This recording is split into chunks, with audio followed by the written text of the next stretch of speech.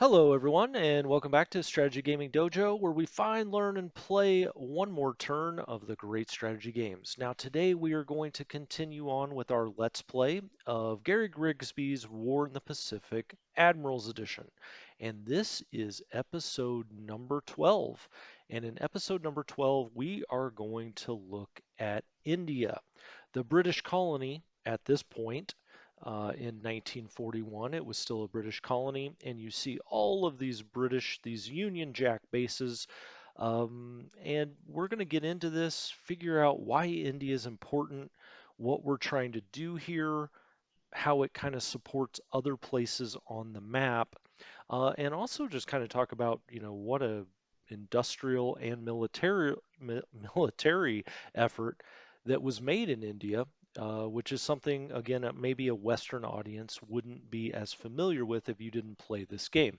One thing I will also point out is it is very unusual for me to see India played out here from east to what looks like east to west. In most maps in the West, you see India portrayed kind of from top to bottom, every map that I've ever seen. So it's very odd to see India kind of come from the right side of the screen and go to the left. Okay, so there's my one little contribution of what made Strategy Gaming Dojos, scratch their head for a moment when they first started playing the game. So what is going on with India? That's a big general question, isn't it? Well, for this game anyway, what's going on with India as we look at the big strategic map is India is going to try to help out in Burma. Initially, India is going to try to help out with Singapore, although we will talk about that because we have a big change with a large group of troop transports that we are actually going to be diverting from Singapore up to Rangoon, right? And as always, let me get the arrows out. I love it. When it comes to India, and we talked about this somewhat in the basic tutorial, just talking about logistics. When it comes to India, this trip from Abadan to Karachi is all important. The reason being is Karachi is linked up by rail to the central part of India. So you get that Middle Eastern oil out of Abadan, you get it into Karachi, it then gets pushed into this industrial center of India and into the heavy and light industry, which starts cranking out all kinds of supplies which you need. Now, what's interesting is some of that gets pushed out here to Bombay. Maybe not exactly where you would want it to go here. And when you start here, you have quite a number of ships at Bombay. Now, we send those all different places, right? If you've set this up already, or if you haven't, you'll see that there are a lot of ships at Bombay and they get piecemealed out to Abadan, to Aden, to Cape Town. And those are the big three off-map bases here that we will be pushing supply, pushing fuel, pushing whatever we can into this industrial heartland of India to crank out as much supply as we can for two reasons. One is to get it into Rangoon, and so a lot of this will end up in Calcutta, right? Calcutta is very important. So you see kind of, Abadan, Karachi, down the rail lines into central India, and eventually out here at Calcutta, which is incredibly important. And we'll be running these kind of, eventually you'll call them suicide missions out of Calcutta into Rangoon. Because I will tell you, no one, I don't believe, has figured out exactly all of the mystery and alchemy of how things get moved down rail lines and down roads when it comes to fuel and supply. But I will tell you this. You will get a good amount of it that will come down here to Calcutta. However, it will not bleed over into Burma, at least not to an extent where you're going to say, oh, well, I don't need to run any ships straight down here to Rangoon. You are going to have to run, and you're going to have to find those 2 point, 6 point, 5 point cargo ships, those ones that go 10 or 12 knots per pulse, or 10 to 12 knots an hour, that go, just a few hexes per pulse, and just, you know, throw them into Rangoon here.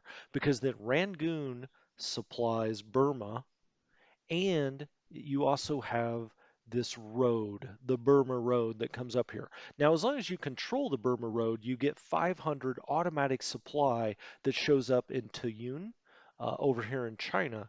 But, question, and you can do it as well as I can to figure out how much of this Burma supply maybe bleeds over the border, because what is all important is to get these Chinese units supplied to the best of your ability, whether that be through osmosis, down rail lines, down roads, with transport planes, whatever you can do to try to just hold on here in China.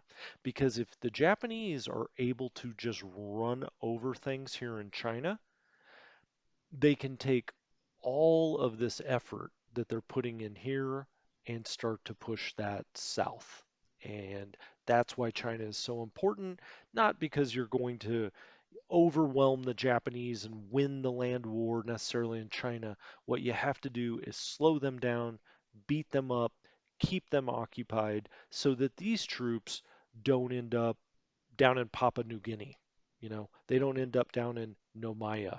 Uh, you know, that's what you're trying to do here. And a big part of that is India. So we'll click off the drawings, unfortunately. I'm very sad. Well, I will highlight one thing, and that is the major towns we're talking about here, okay? We're talking about Karachi, we're talking about Bombay, up and down the coast here, the western coast of India, there are some interesting places, right? Like Cochin has some things going on. You'll be supplying North Mail here, which we like to build up that base a little bit.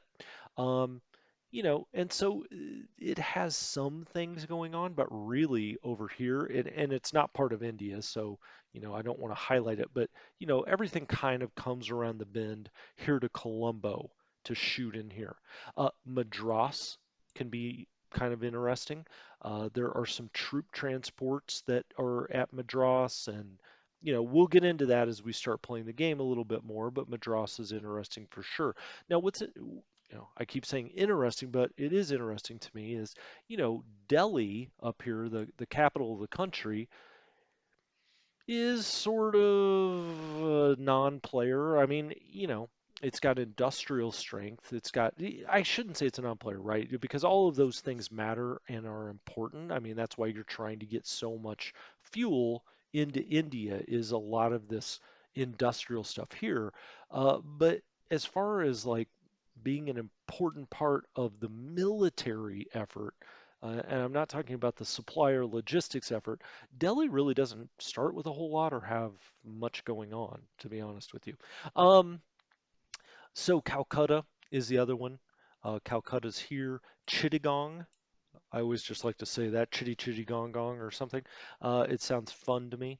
But Chittagong here is kind of the last Indian depot. Like, this is kind of it. And then we get into Burma. Unfortunately, Burma does not have much along the coast here. And so sometimes you got to improvise a little bit. Now there's a Lido up here, and Lido will have some stuff, mainly in case the Japanese really start pushing up against our Burma road. We can try to get stuff over from Lido. Now you'll see here, you've got the Himalayas, Tibet. Most likely the Japanese are, I say most likely jokingly. I mean, obviously the Japanese aren't going to be coming this way. So they're going to be pushing here. A very good Japanese player will understand the importance of Calcutta, Port Blair, which we're not dealing with this time. Rangoon, Port Blair, Calcutta kind of forms a little triangle out here, along with, if you want to include Colombo, what is that, a parallelogram? It's been a while since I've been in geometry. But it's, this is a four-sided weird looking thing. I think we used to call those parallelograms. Um, we also have some really interesting troop transports along here that had already been started by the British, evidently. Um, as the war was kicking off in the Pacific. Now, the British were a little more involved with the Japanese. Things were at a little more close quarters than the Americans, who were sitting back here thinking, oh, well, Japan would never be bold enough to hit us, right? The British were fully expecting and had already started pulling some things back to Singapore when this portion of the war really kicked off. So, we have these troop transports that are headed towards Rangoon. We also have one that I just mentioned a minute ago that's supposed to be going down here and up to Singapore, but we are diverting that to Rangoon. And, we'll probably get more into that when we talk about the Malay Peninsula and Singapore. But that is something that we did do this turn is divert that over here to Rangoon. Now, there's this kind of ongoing discussion about Rangoon and what you're supposed to, quote unquote, supposed to do at Rangoon. My thought has always been, look, I want to be as historically accurate as possible, meaning I don't want to do something crazy. I don't, I don't know. I trying to think of an example. I don't want to take Chinese troops, have them drop all the way back to Burma and defend Burma. You know what I mean? Because I don't find that realistic. But I don't find it that unrealistic to buffet up Rangoon far more than the British did, early in the war out here. Um, to me, it's just obvious looking at a map, any kind of map, and let's click in at Rangoon. And I know this is about India, but India ultimately is about Rangoon. Just looking at Rangoon here, because it is, in essence, the gateway to India, right? And as long as the British Empire controlled India, they always, always had a chance to strike back at the Japanese through, the Thai area here, through down here through um, Victoria Point, but onto the Malay Peninsula. They always had a chance to take this back as long as they held Rangoon. So, we could get into a huge historical debate about why they did what they did historically, but I think, as a player, you've got to play the best that you see fit within some kind of reason, right? And to me, just looking at this map, it's Calcutta, it's Chittagong, and it's Rangoon here. Now, everything that we're doing in India is really to supply those three places in Colombo. Okay. Your supply for a lot of these other places when we come down here, Oosthaven, Batavia, Perth, um, Surabaya, out here, a lot of that can come from Australia. A lot of that can come from Cape Town. But when you're talking about up here in this Rangoon area, um, or here, it's just obvious to me that you have to hold Rangoon, and that's the way I play. And I'm not going to make any apologies for it, like, oh, well, you may, hurt the AI, or it's not necessarily historically accurate to do that. What's the point of playing the game if we're just going to watch history play out exactly as it did? So Calcutta, Chittagong, Rangoon. Up here, it's all about Abadan to Karachi. A lot of stuff going on at Bombay. And also, you'll notice we sent a lot of ships over to Cape Town. And Cape Town really, though, we'll be coming back to more so to Colombo and down here at Perth.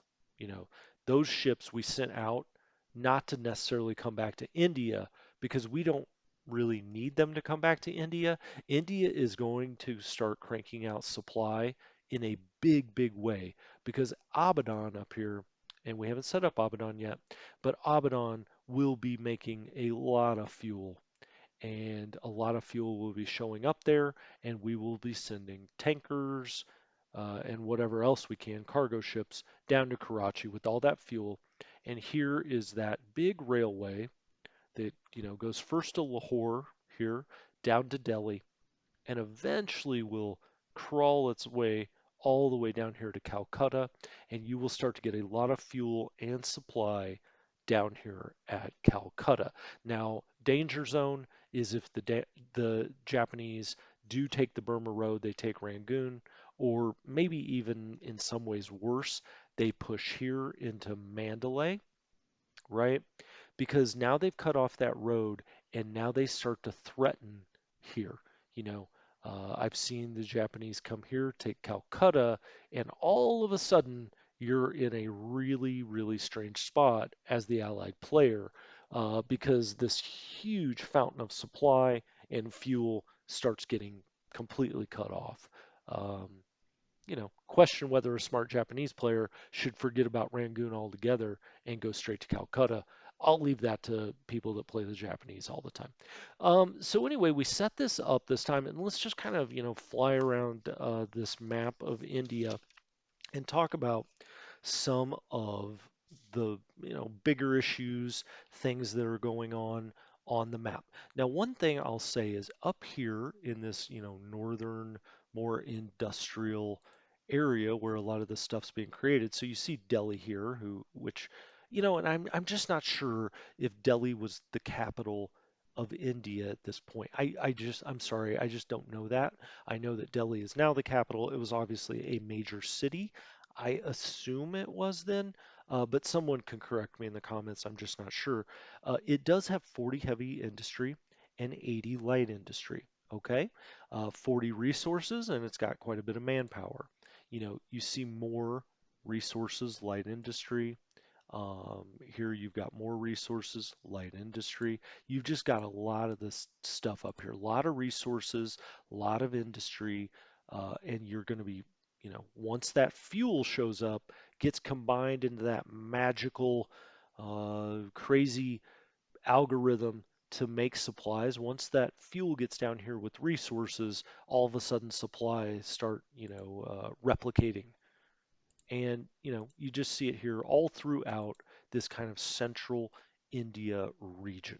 So, you've got Delhi here. Now, one thing I also wanted to point out is up here is where we have to deal with this garrison issue, more so than I feel like in a lot of other places on the map. So, Ambala has a garrison. We just saw Bareilly has a garrison. Moradabad has a garrison. Um does this? Nope, this one does not. Wow, this one does not. Uh, this is Bareilly. That has a garrison, and so on and so forth. And a lot of the movement that we did this turn, shifting things around, was to provide these garrisons because you lose victory points if you are not properly garrisoned. Now, there's actually a very interesting one here at Hyderabad. Sorry if I mispronounced that, but Hyderabad Sindh, which look, I don't know the history of India that well. I do believe that this is part of the now Pakistani part of what used to be India, because there are two Hyderabad's. Hyderabad? Okay. Anyway, this is the Sindh one. This starts out with a garrison deficit right off the bat. I mean, we just don't have, we only need 10, but we've only got 9. So we're railing things here to try to get to the garrison limit. I think there are just, there are a lot of other places. This is one. I remember Sialkot only has a garrison of 17. We need a garrison of 20 there. So a lot of what we're doing up in these areas is either, railing things to make our garrison requirements or railing things south and to the east over here. One thing that really stood out to me this time is this Dimapur. Dimapur seems to be getting a lot of troops that we're bringing in here. Some are going to Kohima, some are going to Imphal. I think we have maybe something going to Lido, but you can see why, right? If the Japanese start to push up and through, and they want to come up this way, then very quickly we're going to have a secondary line of defense. And this secondary line is actually in India, right? So you've got here is the Indian border, with Burma, and then you've got the Burmese border with China. So, to the extent the Japanese start pushing up this way, uh, it just makes sense, right, that the British slash Indians would build kind of a secondary line of defense here, and sure enough, we do. And so there is a lot in this turn, and we knocked out a ton of the spreadsheet, right? I mean, we knocked out almost 1,000 rows on the spreadsheet. So we started at about 2,000. We ended up at almost 3,000. And that's almost a quarter of the spreadsheet because there was a lot of units in India. And as you noticed, they were kind of spread out. The ships were, there were some at Madras, some at Calcutta, some at Goa, some, they were just up and down. Bombay had quite a number. There were some at Karachi. There were not a lot of planes, right? There's just not a lot of planes in this Indian theater. But there were a lot of ships spread out all over the place. I was kind of surprised it didn't take me nearly as long to set up India as I thought it would. A lot of it was kind of intuitive what would happen. Now, I will say in India, you often have to use the bases and go down, alphabetically and say, oh, okay, that's where Visakhapatnam is, and 4237. Okay, there it is. Uh, and you caught me. I had to go look that one up. I just couldn't remember where it was. But there's a lot of, kind of smaller places here along the coast that have some ships, maybe 11 ships, maybe 8 ships, and you put those in task forces. They all kind of have local mine sweeping going on.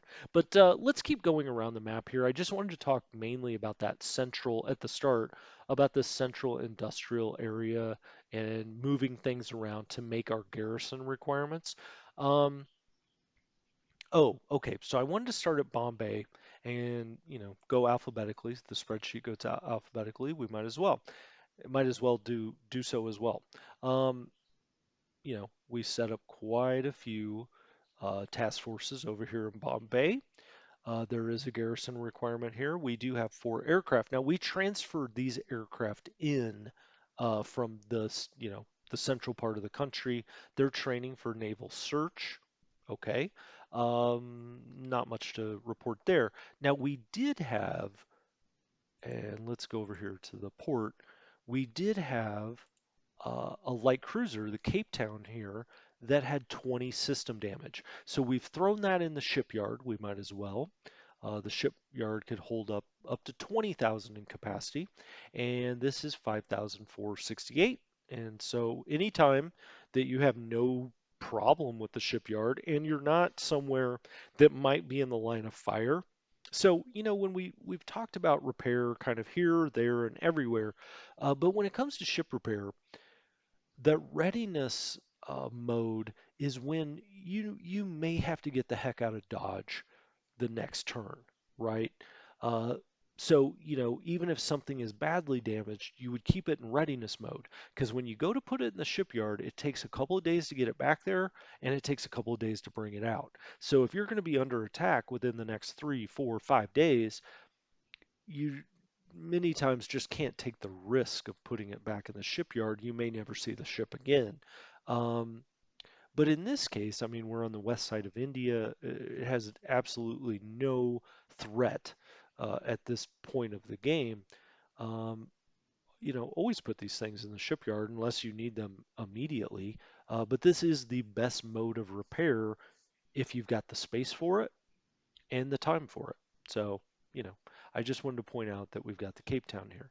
Now, along with the Cape Town, um, we have a transport that's along here in Bombay that is already set up.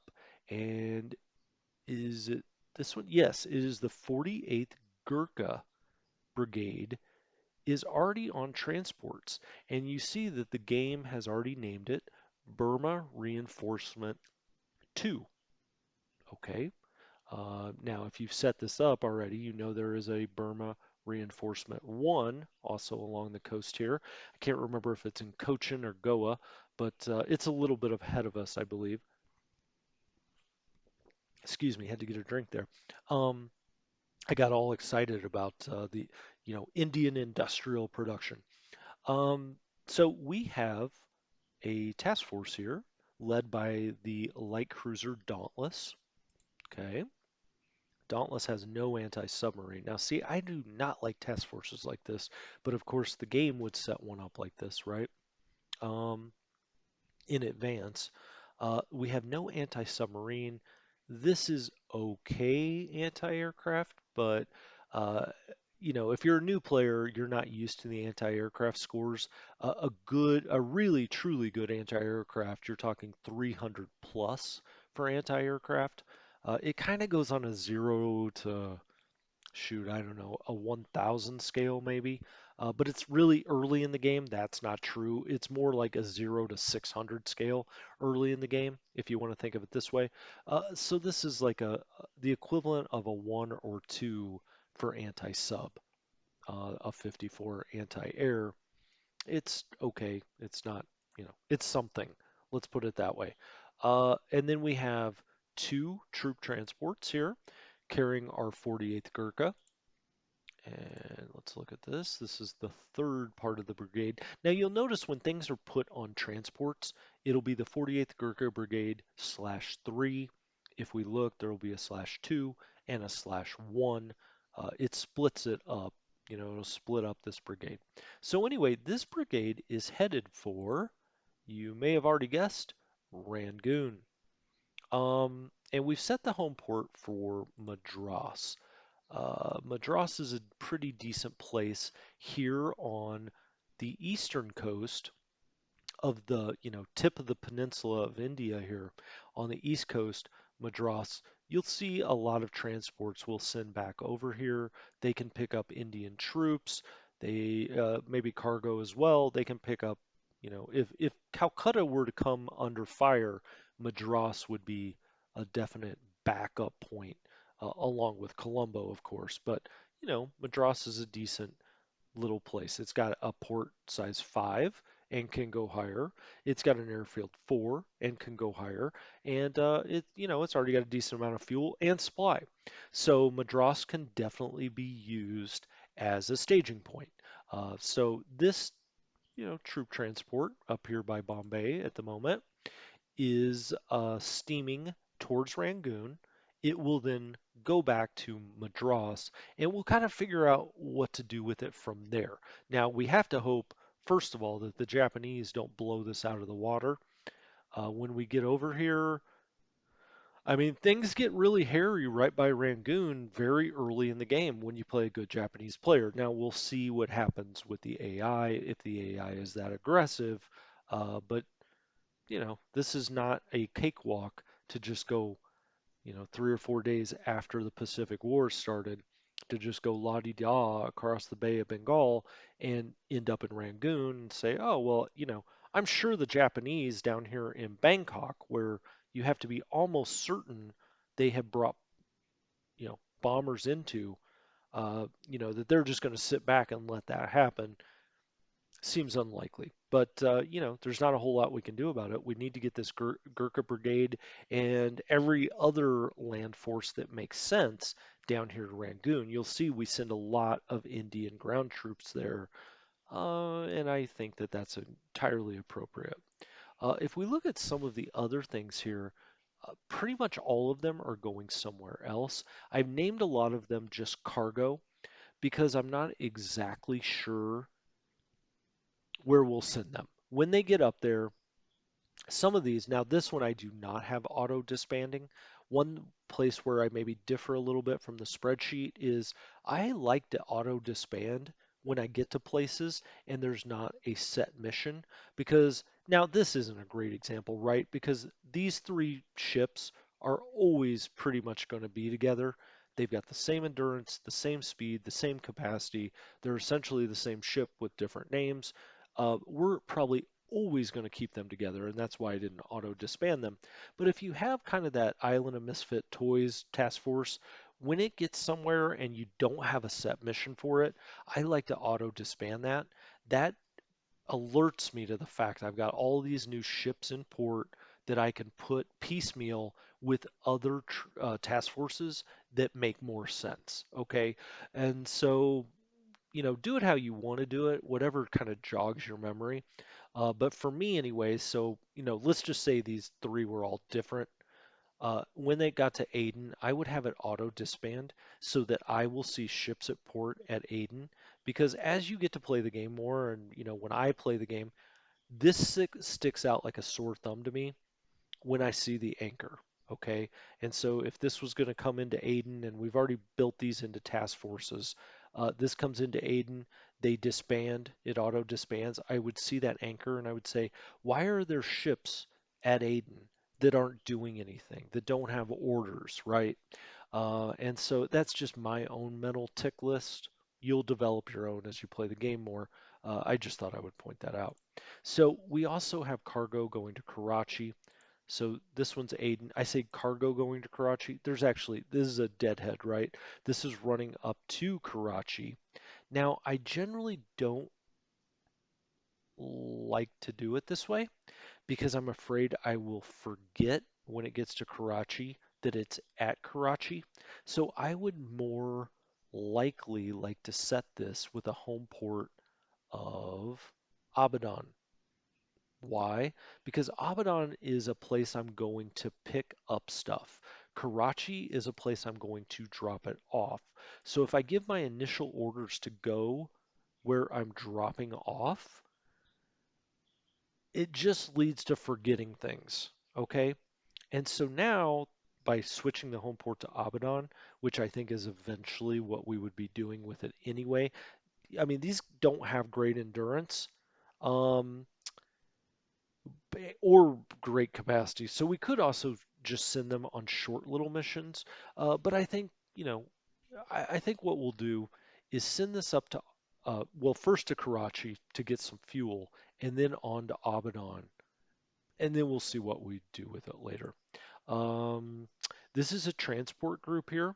We're sending this to Aden. So over here at Aden, you will see British troops, British planes, British ships. You never know quite what's going to show up at Aden unless you look at the schedule of what's supposed to show up there. But if you didn't know that, you would want to keep some things up at Aden because things just show up there. The British resupply system. When I say resupply, it's actually they're new troops, new planes, whatnot. You'll get a bunch of planes at Aden. So it's really Aden and Cape Town where those things come into. Not as much to Abadan. Abadan is really that fuel center. It's all about the fuel up there and to some degree supply, but it's really all about the fuel. So we're sending this little transport force up here to Aden because something will show up there eventually. Now look at this. Look at this task force. This bad boy. It's like they had a 3D printer back in the day and just kept hitting, Control P for the exact same ship. But this is going to Abadan. Unfortunately, these are all supply. They're all AKs, and so they will only carry fuel at half capacity or any liquid, whether it be oil or fuel, at half capacity. We'll see when they get up there. Do we want to run these at half capacity to get fuel? Because very quickly, Abaddon will go way north of 100,000 units of fuel. We'll see. We'll see. Um, what else do we have here? We got some more AKs. These guys are headed out to Cape Town because they have a big capacity and a big endurance and a better. I kind of consider 12 being the average speed for cargo. I don't know that that's true. I'm not trying to break new ground here and say that 12 is the average speed of cargo ships. I just think of it that way. So anything above that, I'm like, oh, hey, that's got a nice speed. You know what I mean? Um, these are also going to Cape Town. Again, big capacities. You'll see here, this is what I was talking about. I'm having them auto disband when they get there because they have different speeds, 14 and 12. They have different endurances and they have different capacities. Now, I'll let them all, go in this task force over to Cape Town. But once they get there, I want them to break up and I'll break them into things or pieces that are more efficient. I will try to find other 14s and if I don't, then I'll just stick these guys together And hey, over the course of a year, that extra 2 knots might be an extra trip. I don't know. But I would break these apart and not leave them together for good. Oh, okay. So here is uh, a task force that has the tanker, Athelmere, and then it has 3 cargo. Okay, well, that's a little weird. But what we're doing here is loading fuel out of Bombay. You see Bombay starts with a ton of fuel, 97,200. To be more exact, 97,000 tons of fuel, but I think of those as units. We're going to load that up and send that down to Colombo because you don't really need it at Bombay. There's no reason to have it there, and Colombo's going to need all the fuel it can get. It starts with 55. That's not bad by any stretch of the imagination. But we're going to run it from Bombay, that kind of bigger. You see some bigger capacities here. Now these again will run at half, but you know, not bad, not bad. 27,805. You get the full credit here. We'll cut these in half. It's going to be 18,000, something like that. Not a bad fuel haul. And then of course we got the local minesweeper as we should have at every big port. Um, Calcutta, we already kind of talked about this a little bit. We have a huge task force coming out of here, headed to Rangoon right at the start. Oh, we also, we have troops here, and some of them, was it this group that had really poor morale? I mean, they have poor morale.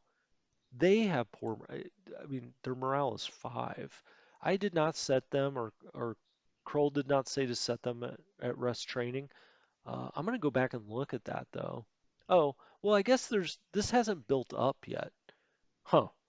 Okay. Well, I'll go back. Maybe we'll talk about that next time. These guys have built up some though, and they have very poor morale. So we've got them set at rest training.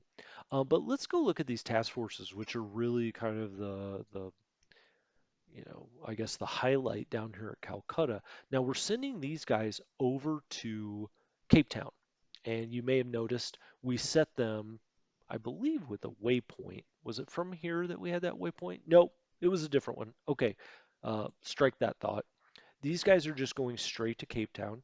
What I was going to say is if you bring things out of Calcutta that are going to the west, as the map is oriented now, don't let them like come down here and then, meander across here down to where they want to go. They really need to be going on a straight line towards Colombo and then around Ceylon, just like this does, really, because the Japanese very quickly will have assets out here that can reach you if you're just floating around out here. So, don't lose a task force by being lazy. And I mean that, hey, I'm talking to myself as much as anyone else playing this game. That has happened to me before where I'm like, it doesn't, who cares? It's fine. And all of a sudden, that turn runs and you start seeing transports go down that you need. And it's not a good feeling. So don't lose a task force for being lazy. You can always set a waypoint. It's very easy to set a waypoint and you don't even need to worry about it. When it comes to waypoints like that, sure, I try to follow the spreadsheet, but I also, if this was going like down, blah, blah, blah, blah, blah, and then over, I would just, hit waypoint 1, hit it here, and that's it. You just need to set 1, and you don't have to worry that you get the exact hex. You just hit it out here close to Ceylon and call it a day. Um, we also have this group. Okay, so this group is going into the hellfire that is Rangoon. We've got it loading supplies. It's 16,700. Now, these are actually decent ships. 4175 on the capacity, 14 speed, and, pretty decent endurance. These could be Cape Town ships. These look like Cape Town ships to me. I think the thinking is here is let's speed these guys into Rangoon, drop them off. When they make it back to Calcutta, that's it. It's kind of a one and done. We're going to try to take the Japanese by surprise. when they do get back to Calcutta, okay, whew, we made it, right? And then I think we'll send these to Cape Town because these ships, I think, are 8-point ships. Victory value. What is that based on? Well, it's based on their speed, it's based on their endurance, their capacity. When it comes to cargo ships, right?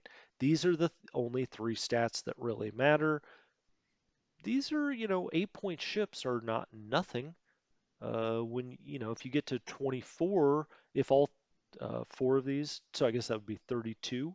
If all four of these got hit and you lose 32, I mean, I don't know. I mean, that could be equivalent to a light cruiser sometimes. So you don't want to throw these ships away, but I think the idea is here we throw them into Rangoon as fast as we can.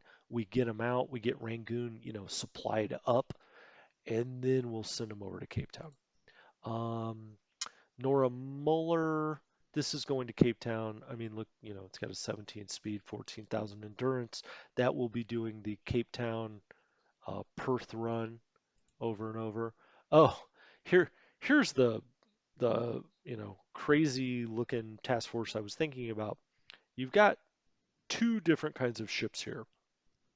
One with a really good endurance, but they're all a speed 12. So they're either 12,000 endurance or 6,000. They all have a speed of 12. The shorter endurance one's 2,900. The bigger endurance one's 3,900.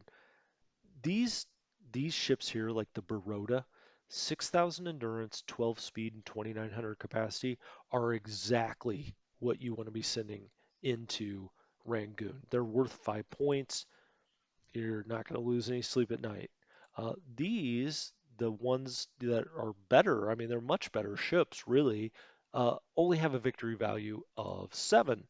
And so, as I always say, anything kind of 8 or below, um, I don't want to say cannon fodder. It's not like that. You don't ever want to lose them.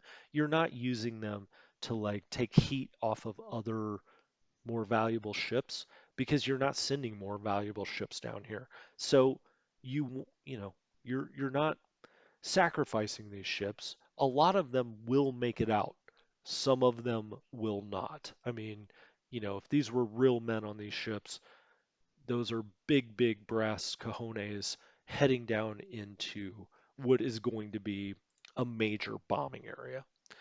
So anyway, the point being is we've got a huge task force here that is loading up supplies to go straight into Rangoon, almost 40,000 in supply.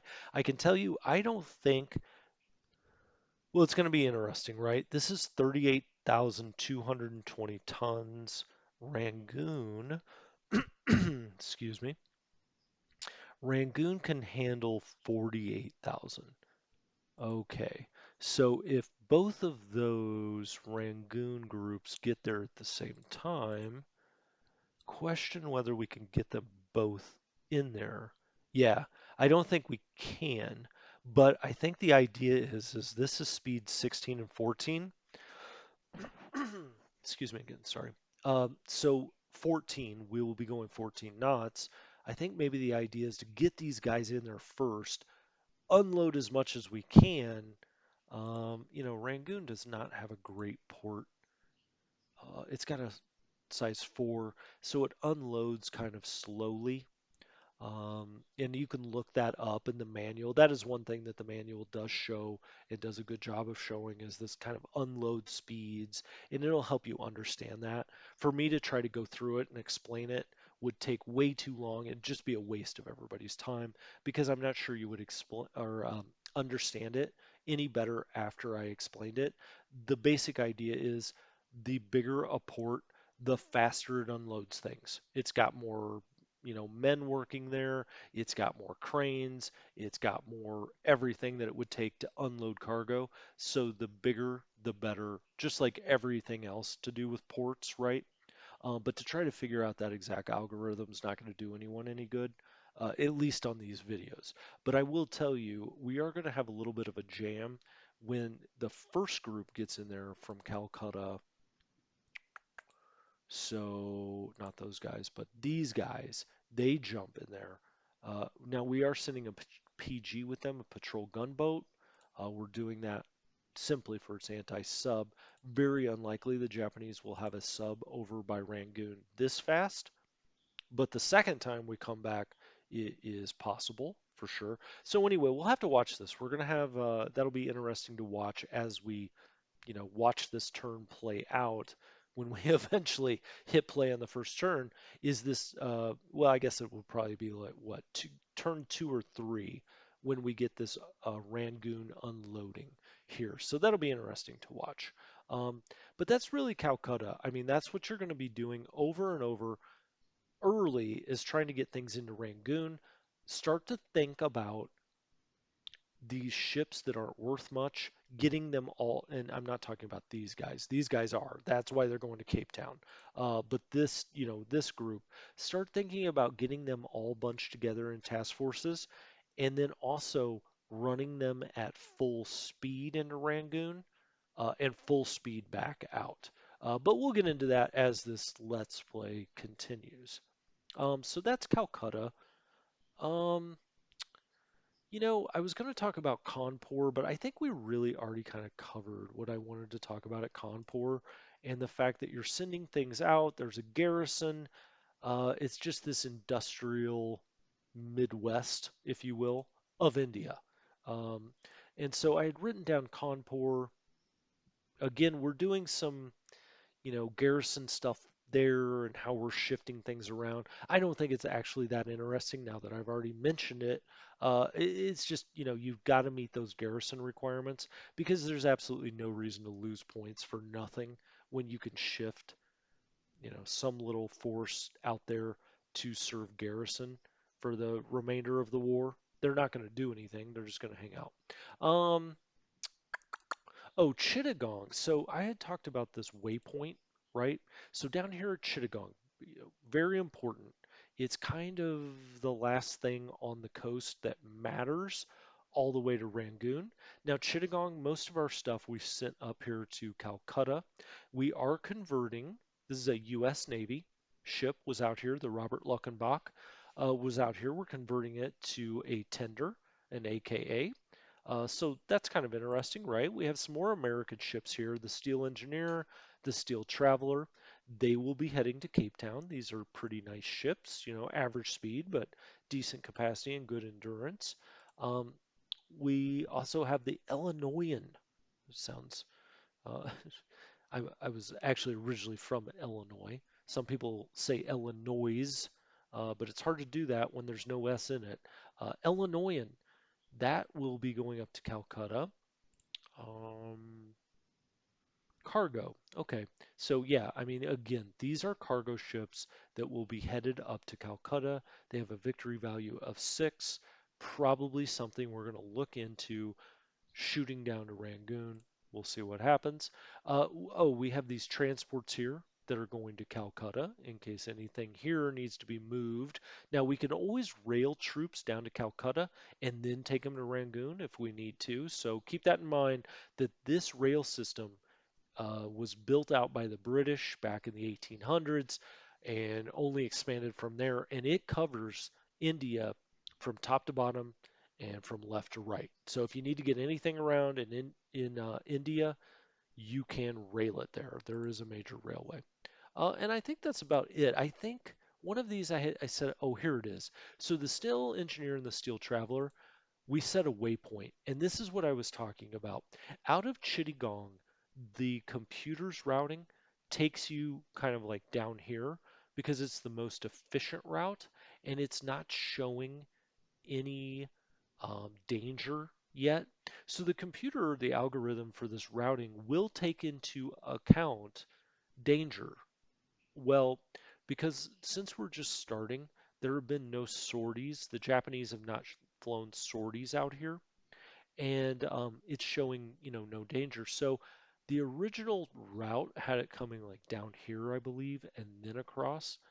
Uh, this is the waypoint you kind of want to use out of Calcutta and out of Chittagong if you're sending things other places, which is, kind of straight to the tip of it, India, and then you bring it around Ceylon this way. Do not go through here. This will be a submarine haven and we will be running a lot of anti-submarine out here. But if you were a Japanese player, where would you put submarines? You know what I mean? You would probably put them here too, but they're not here yet. So, think about in the future, maybe here, maybe then here, and then around, right? Because if you're a Japanese player, you'd put subs here, you would probably put subs here, and you'd put subs here in the deep water, because they're harder to spot in the deep water, of course. Um, but they're going to be looking at this as like, oh, well, there's a big shortcut that cargo ships may take. Um, so that's really Chittagong.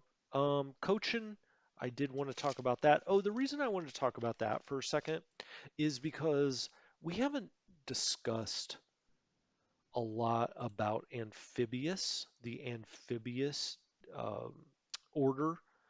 And so this ship right here, where's it? This ship? Oh, it's this ship. I'm sorry. Um, this ship right here, this AK, we've given it the mission of Amphibious. Now, why is that? Well, if we go out here to North Mail, we're going to try to build this up eventually, but right now it has a level 0 port. It has no port. I mean, you have to give it an amphibious mission. An amphibious mission could be cargo, it could be transport, except you're sending it someplace that does not have a port. Okay, so let's say we wanted to land on this hex. We would have to give it the amphibious mission, and it would come here and it would park, and it could unload things at a much, much slower rate. But you have to give it the amphibious trait, or I keep saying trait. I've been talking about Crusader Kings 3 today, and I keep talking about traits. Um, you have to give it that mission. So, I just wanted to point that out because we really haven't talked a lot about amphibious. And amphibious really is when you're going someplace that doesn't have a port that can handle the ships you're sending there. It's that simple. Now you can make it a cargo, like a cargo mission, because it can be holding cargo in this AKA. If it was an AP, you could make it like a transport mission, but it's going someplace. It just makes sense, right? I mean, common sense. Amphibious. It's going someplace where there's not a port where it can dock. Okay, so I just wanted to mention that.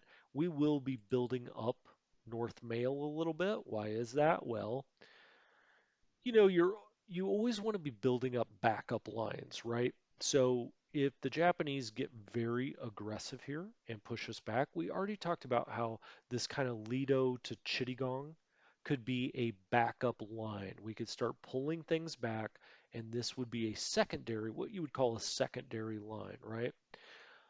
We talked about if Calcutta starts coming under pressure, we could use Madras as kind of a secondary fallback along with Colombo. Now, Colombo's in the game from the start as far as doing that, but Madras is a nice backup if you start to lose Calcutta. Along those same lines, if Colombo becomes just an absolute hellscape because the Japanese get a carrier out here, they're bombing Colombo, they've got submarines everywhere. It's not bad to have little islands that you can send things to.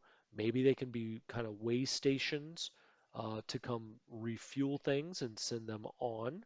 At some point we may want to have lower endurance ships go all the way to Perth. Well, in that case, we could send them down here.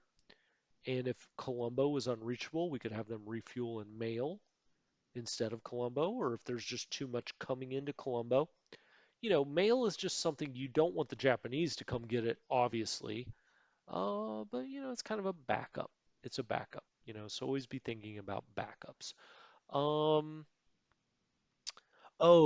so this is kind of the last thing I really wanted to go over in this episode that I thought was really interesting as we get closer to the hour mark. I'm trying to keep these right around an hour for the Let's Plays. But here at Goa, right? And you probably, if you've already set up, you know what I'm talking about. And it's this transport group. And you see here, Singapore or Sing Fast Reinforcement. Okay? So Singapore fast reinforcement, and you'll see why it's called a fast reinforcement. You have some really fast transport ships in here. Unfortunately, the AKs slow it down, so it's not really so fast. And I actually don't know why the game called it this, because that makes you think of fast transport. And you see here, we can't even pick fast transport because we have these slower cargo ships in here. And we'll talk about fast transport later. I'm not, it's just kind of beyond where we are right now. It's not important at this very moment. Um, because I want to talk about what we're doing here. So we have this light cruiser series. Okay, again, it's got no anti-sub. It's got crap for anti-craft, or anti-craft, anti-aircraft. Um, question why you would even have this go with it anywhere, other than it gives a tiny bit of anti-aircraft. But this just has a big bullseye on it because it's got a 22 victory value and it really does not much. These are the kind of ships, in some respects, I try to hide at a place like Colombo. You know, you have it sit there, it looks pretty in the dock, you don't lose the points when it gets blown the heck up because it's not giving you much here. But that's not why I'm talking about this transport. I just decided to go on a rant for a second.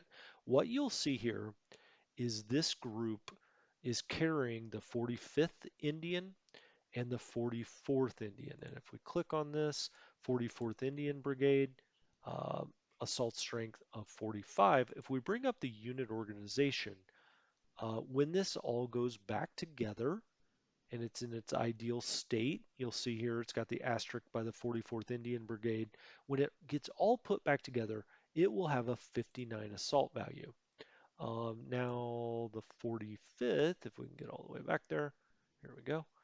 The 45th on the Devonshire here and other ships, when it gets put back together, that will also be a 59. Did I do that right? I always get suspicious when the numbers come out to be the same. Let's look at the 44th again. But I think I clicked on the 44th the first time. Let's just make sure. Unit organization. Yep, it's 59.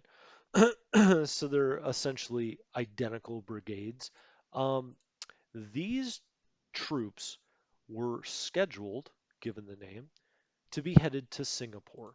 Now let's look at the current situation. So you can see how far it will be moving per pulse, 2.5, right? Because we've got those transports slowing it down um, at 13 knots. So it's only going to make it, 2.5 per pulse.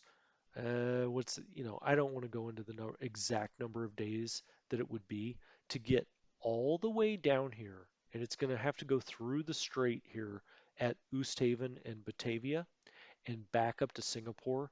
But you're talking what, 10 to 15 days? Let's just say it is.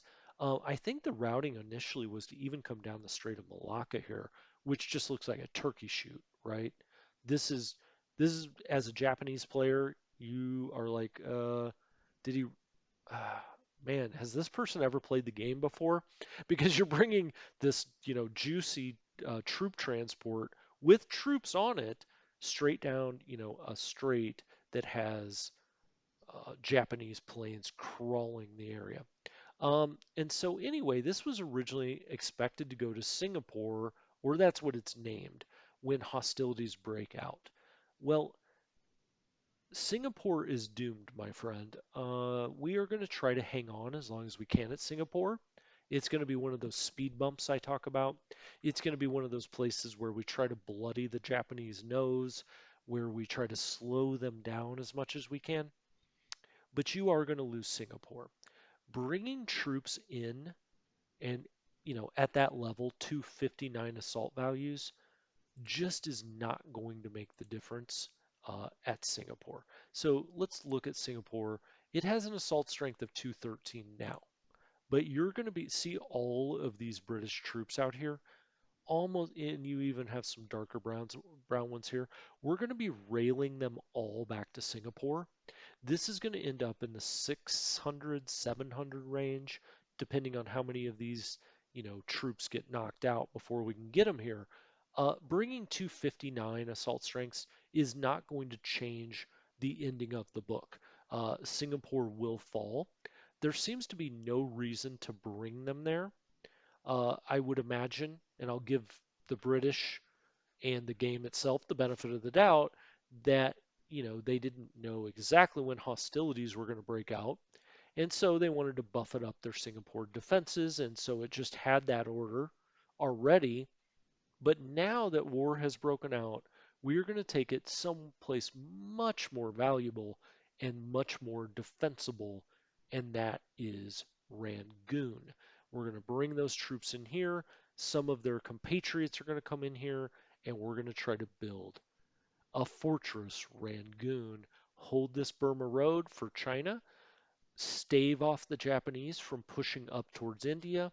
It just has all of the earmarks and hallmarks of a place you want to defend to the last man in some respects. So anyway, I think that really covers what's interesting about India, the kind of things that you should be looking at as a player when you're thinking about India. Why is India important? It's important for the fuel and supplies it provides. It's also a secondary defense should Burma get overrun.